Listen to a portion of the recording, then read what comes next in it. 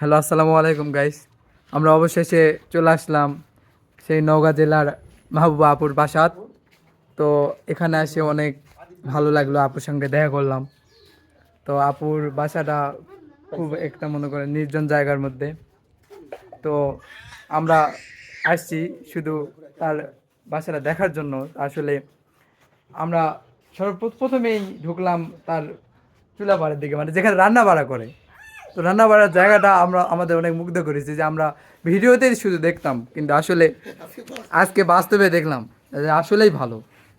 তো আপু আমাদের সাথে অনেক ভালো মত বিনিময় করলো এবং কথাবার্তা বললো। আপুর সাথে কথাবার্তা বললে অনেক ভালো লাগলো। তো এই যে আপুর বাসা,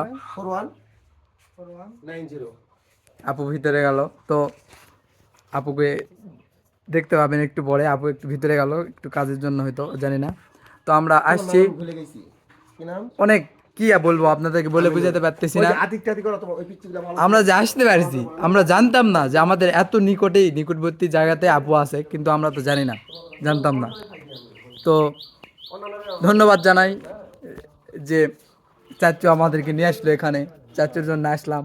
আর এখানে রানা চাচ্চু আছে, রেজন চাচ্চু আছে, এখানে আরও একটা ভাই আছে, আপুর ভাই, ছোট ভাই, তার ছেলেরা আছে। তো এই পর্যন্তই।